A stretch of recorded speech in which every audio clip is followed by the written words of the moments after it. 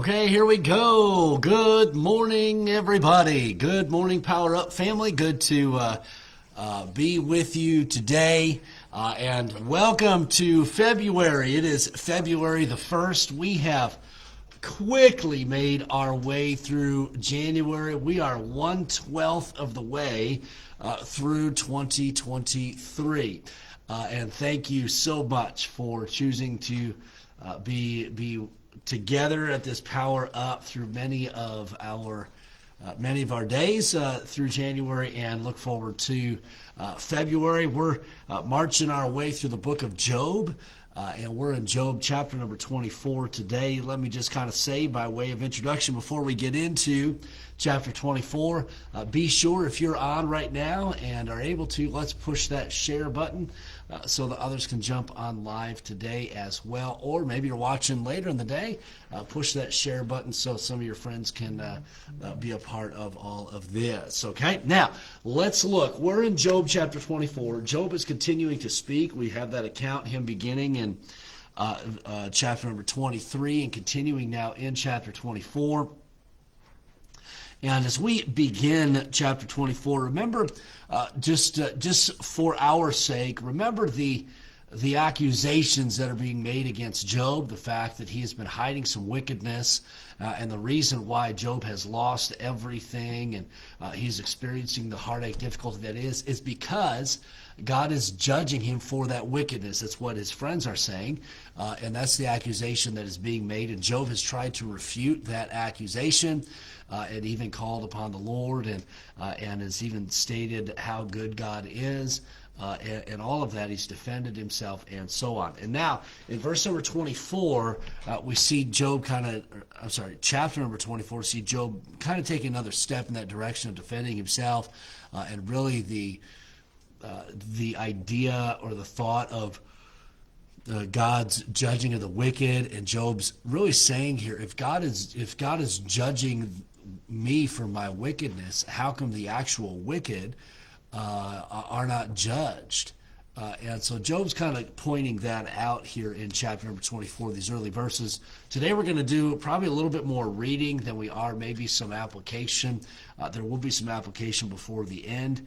Or actually right in the middle of chapter 24, we'll make some application. But we'll just kind of do some reading here, look at some examples of that Job puts out there of God's really patience that he has with the wicked, and is willing to offer second chances and forgiveness to people. So let's look at this. Verse number 1. Job 24, verse number 1. Why, seeing times are not hidden from the Almighty? Do they that know him not see his days? Some remove the landmarks. They violently take away flocks and feed thereof. I want to pause for a moment about the landmarks. What's the purpose of the landmarks? The landmarks are there to show time past, to show history. Landmarks are there to remind us of maybe decisions that were made, victories that were made, maybe even losses. So landmarks are very important. They remind us of where we've come from. And we've even seen in our society today the removal of landmarks, really reminding us of our past, reminding us of our history as a country. And we see the destruction of the family, removing those landmarks as well. And so removing landmarks is not a good thing. It's an erasing of our history. And we know this, that those who do not learn from history are doomed to repeat it. And we don't want to repeat the bad part of history, so we're to learn from it. And that's what the purpose of the landmarks are for. And so Job is saying, hey, some remove the landmarks, referring to the wicked, those removing the landmarks, removing those things that remind us of the past. They violently take away flocks and feed thereof. Now verse number 3. They drive away the ass of the fatherless. They take the widow's ox for a pledge. They turn the needy out of the way. The poor of the earth hide themselves together. Behold, as wild asses in the desert, go they forth to their work, rising betimes for a prey. The wilderness yieldeth food for them and for their children. They reap every one his corn in the field, and they gather the vintage of the wicked. They cause the naked to lodge without clothing, that they have no covering in the cold. They are wet with the showers of the mountains and embrace the rock for want of shelter. They pluck the fatherless from the breast and take a pledge of the poor. They cause him to go naked without clothing, and they take away the sheaf from the hungry, which make oil within their walls and tread their wine presses and suffer thirst. Men groan from out of the city, and the soul of the wounded crieth out, yet God layeth not folly to them. So you note, you look at these couple of verses, or these about 10 verses or so, and Job's saying, look at what is going on, how they treat others, how they treat people, and it seems like God even blesses them, even though they treat other people poorly. They live for themselves. They're not concerned about the needs, the desires, the well-being of others. It is all about them. And then Job says at the end of verse number 12, yet God layeth not folly to them. Let me just say this, and I'm not going to promote wickedness or sin and those types of things, but I know in my own life, I'm thankful for God's patience with me.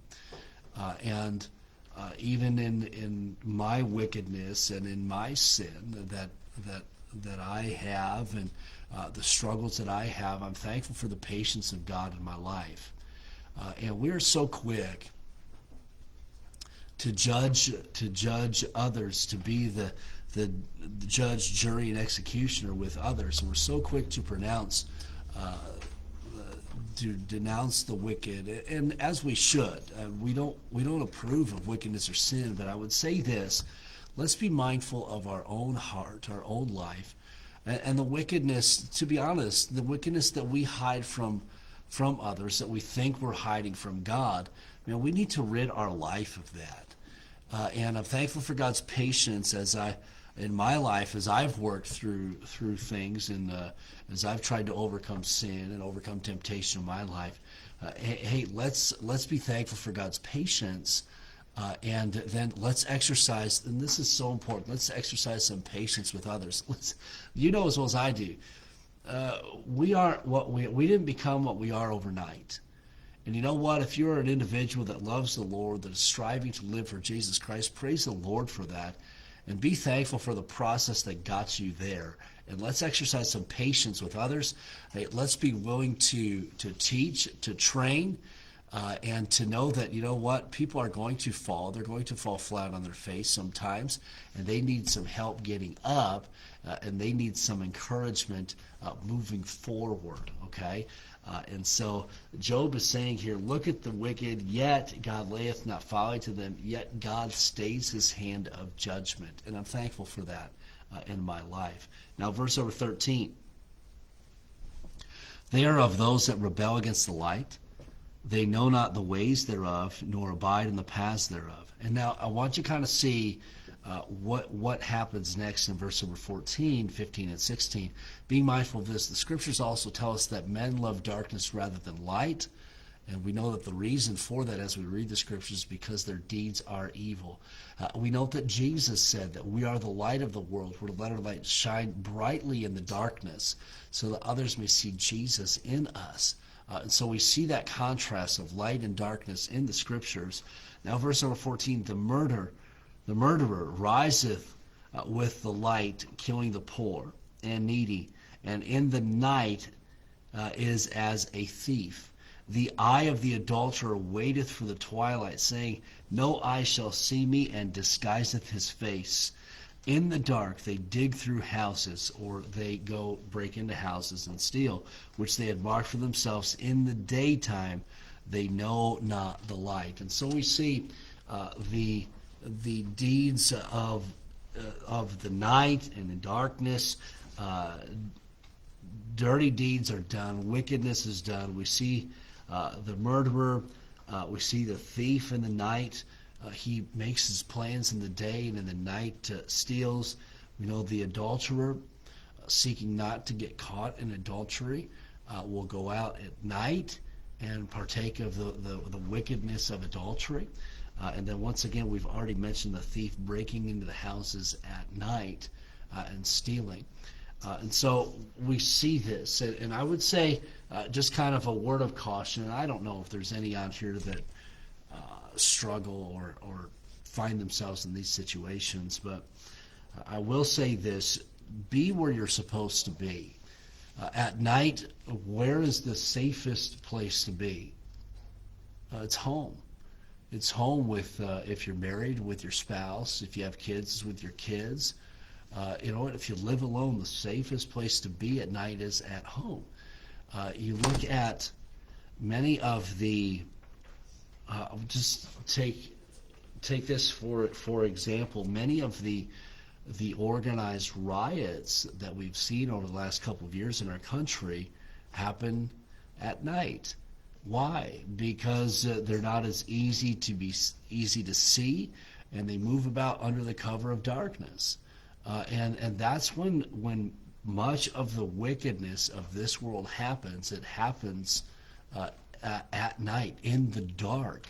And so be where you're supposed to be when you're supposed to be there.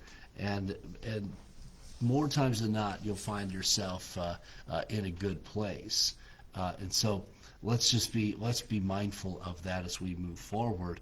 We look at some of the deeds that happen in the night here, as Job has listed, and that should encourage us to be people that, hey, we accomplish what we need to during the day, and then at night we need to be in our place. And I'm not saying that you can't go out at night, not saying that, but know this, that the wickedness abounds in the night, in the dark, and so let's be mindful of that. Okay? Now, we're going to end there today. Thank you for being on. We'll welcome everybody, but let me remind you of a couple things. Don't forget church service tonight, 6 o'clock. We'd love to have you here. As we continue in our adult Bible study, we continue to look at Nehemiah. We're going to be looking at, once again, just how he was an example to the citizens of Jerusalem, how he was their example. I know we started this last week, finished it up this week, looking at Nehemiah being an example to those that he is around. And really, man, that ought to inspire us to be that example as well. And then also teenagers, we're going to be looking at really another way in our decision-making process, and some more helps in regards to making decisions that the Lord will be proud of, and decisions that we can be proud of, and making the right ones. So we'll be looking at that, and then also we'll have the rock for our young people as well. So be sure and be in church tonight if you can. Now, Cliff and Karen, good morning to you. Lee and Angie, good morning to you. Thank you so much for being on. Ingrid, good morning to you. Love you. Have a great day. Charlie and Marcia, good morning once again. Have an awesome day. Brian and Cindy, good to have you on. Have a great day as well. Bill, thank you so much for watching. Good morning to you. Jody, good morning, and hope you have a great day. Paula, good morning to you as well. Thank you for your faithfulness of watching. David, good morning, and Jean, good morning. Have a wonderful day. Thank you all so much for watching. I would encourage you, if you did not share yet, be sure and share our Power Up so that others can view it. Our time together in the Word of God may be a blessing to others as well. Have a great day, everybody. I hope to see you tonight. No matter where you're watching from, I would encourage you, no matter where you're watching from, find a church, get into it tonight if they have midweek services on Wednesdays, and enjoy the fellowship, enjoy the preaching, and enjoy the worship and the time of prayer. Have a great day, everybody, and we'll see you also tomorrow morning for our Power Up.